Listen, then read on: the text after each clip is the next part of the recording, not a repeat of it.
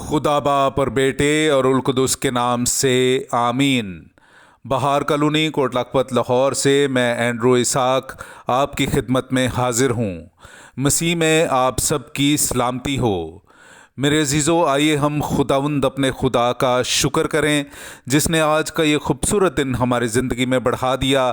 تو آئیے عزیزو، ہم آج کے دن کا آغاز بائبل مقدس میں سے پاک ماں کیتھولک کلیسیا کی چنی ہوئی تلاوتوں سے کرتے ہیں۔ آج مورخہ 18 نومبر 2023 کی مخصوص تلاوتیں۔ بحیرہ کلزم صاف شاہراہ بن گیا اور وہ بروں کی مانند کودتے تھے۔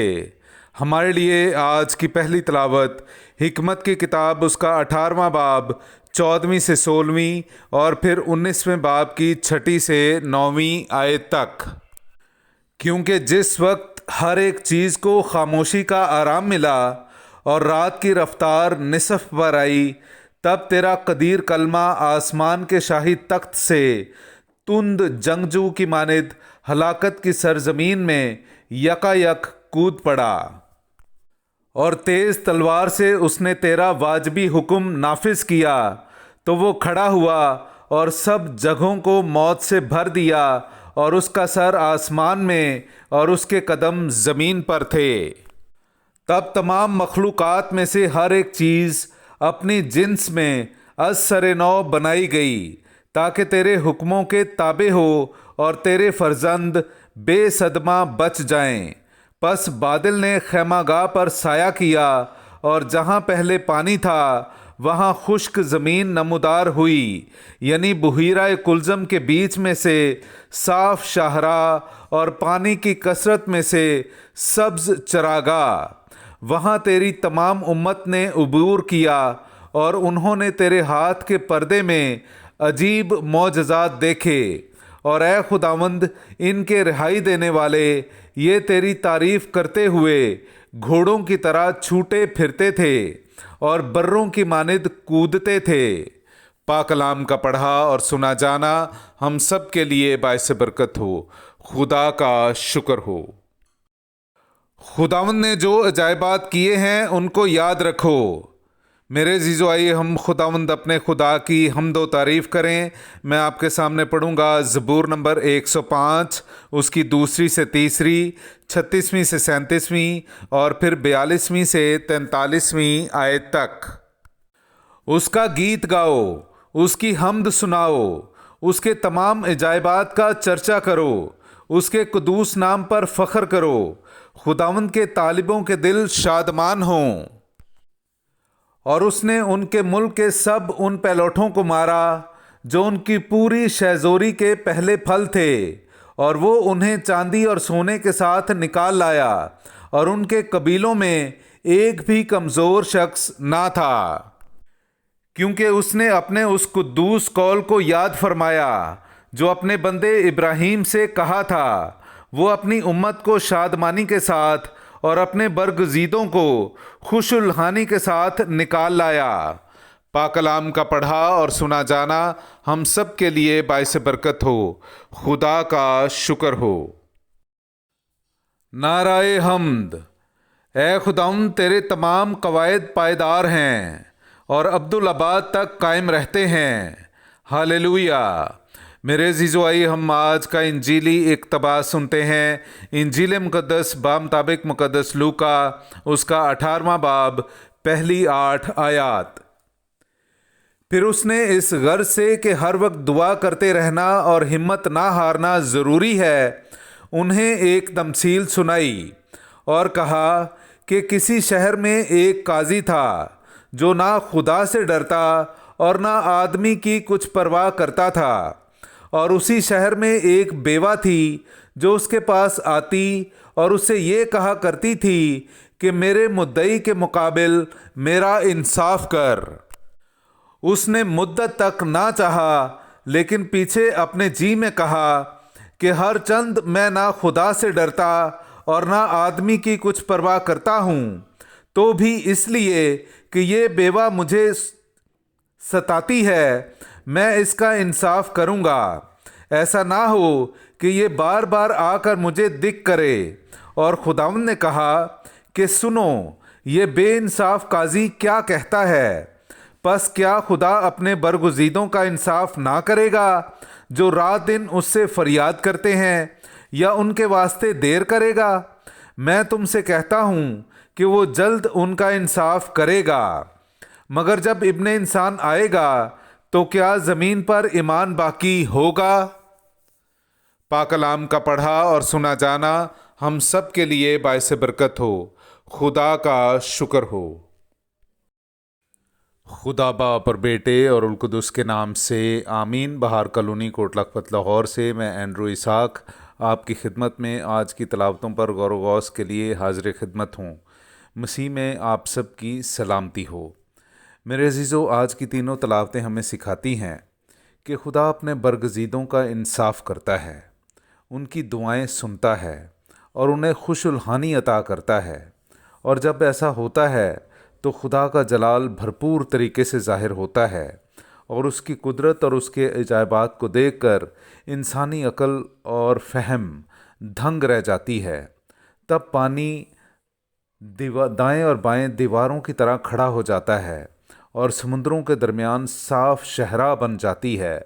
بادل اور آگ کا ستون اس کے برگزیدوں کی رہنمائی اور حفاظت کرتا ہے، اور آسمان سے خوراک برستی ہے، چٹانوں سے پانی جاری ہوتا ہے، اور یوں زندگی کی بھرپوری اس کے برگزیدوں کو حاصل ہوتی ہے۔ آج کی پہلی تلاوت جو کہ حکمت کی کتاب سے لی گئی، اس میں ہم نے یہی سب کچھ سنا اور سمجھا۔ لیکن میرے عزیزو، آئیے ذرا اس بات پر غور کریں کہ خدا جب اپنے برگزیدوں کا انصاف کرتا ہے تو اس وقت کیا صرف اس کے برگزیدوں کا ہی انصاف ہوتا ہے، یا پھر جو غیر برگزیدہ ہیں ان کا بھی انصاف ہوتا ہے کہ نہیں؟ آئیے آج کی انجیل کی روشنی میں اس بات پر غور کرتے ہیں۔ مقدس لوکا کے 18ویں باب کے آغاز پر ہی لکھی گئی بیوہ اور قاضی کی تمثیل ہمیں کیا سکھاتی ہے، آئیے غور کرتے ہیں۔ میرے عزیزو، میرا خیال ہے کہ صرف اس تمثیل کے شروع میں تمثیل کا غرض بیان کیا گیا ہے، اور وہ یہ ہے کہ ہر وقت دعا کرتے رہنا اور ہمت نہ ہارنا ضروری ہے۔ یہ تمثیل اس غرض کی وضاحت سے شروع ہوتی ہے اور ایک نہایت ہی مشکل بھید اور سوال پر ختم ہوتی ہے۔ گو یہ تمثیل چھوٹی سی ہے، مگر اس کا غرض یا مقصد بہت بڑا ہے۔ ہر وقت دعا کرتے رہنا اور ہمت نہ ہارنا ضروری ہے۔ ہر وقت دعا کرتے رہنا برگزیدگی کی منزل کا راستہ ہے۔ اگر ہم ہر وقت دعا کرتے رہیں اور ہمت نہ ہاریں تو ہم برگزیدگی تک پہنچ جائیں گے، بالکل اسی طرح جس طرح بیوہ عورت نے آخر کار سخت دل قاضی کو اس بات پر راضی کر لیا کہ وہ اس کا انصاف کرے، اسی طرح خدا باپ بھی ہر اس شخص کو آخر کار برگزیدہ بنا لیتا ہے جو لگاتار خدا باپ کے ساتھ لو لگائے رکھتا ہے۔ اپنے ہر کام، اپنی ہر بات اور اپنے ہر خیال میں خداوند اپنے خدا کو یاد کرتا ہے۔ جان دینے تک وفادار رہ تو میں زندگی کا تاج تجھے دوں گا۔ ہم جب تک زندہ ہیں ہمیں ہر وقت دعا میں رہنا ہے۔ دعا میں رہنے کا مطلب یہی ہے کہ ہم ہر وقت خدا کے خوف میں رہیں۔ جو کچھ بھی ہم سوچیں، جو کچھ بھی ہم بولیں اور جو کچھ بھی ہم کریں، خدا کی مرضی اور رضا کو ضرور سامنے رکھیں۔ ہم اپنے خیالات، باتوں، کاموں نیز غفلت سے ہی اپنے خداوند کو راضی اور ناراض کرتے ہیں، اور اگر راضی رکھتے ہیں تو برگزیدگی تک پہنچتے ہیں۔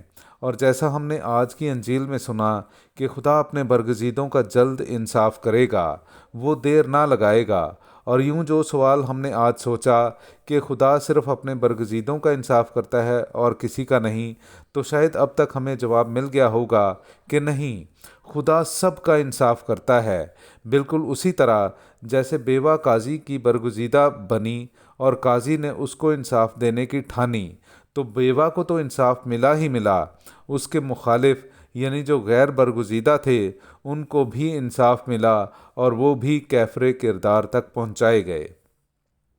اسرائیل قوم جب برگزیدہ ہوئی تو خدا نے ان کو تو غلامی سے رہائی دی ہی، لیکن ساتھ ہی ساتھ مصری قوم کو بھی ان کے اعمال کے مطابق انصاف ملا، اور ساتوں آفات سمیت مصر سے نکلتے وقت اپنے ہاتھوں سے سونا چاندی دینا اور پھر فرعون اور اس کی فوجوں کا سمندر میں غرق ہونا برگزیدوں اور غیر برگزیدوں دونوں کو بیک وقت انصاف ملنا تھا۔ آج کی تمثیل کے آخر میں خداوند یسوع کا یہ سوال کہ مگر جب ابن انسان آئے گا تو کیا زمین پر ایمان باقی ہوگا، ایک بہت بڑا بھید ہے۔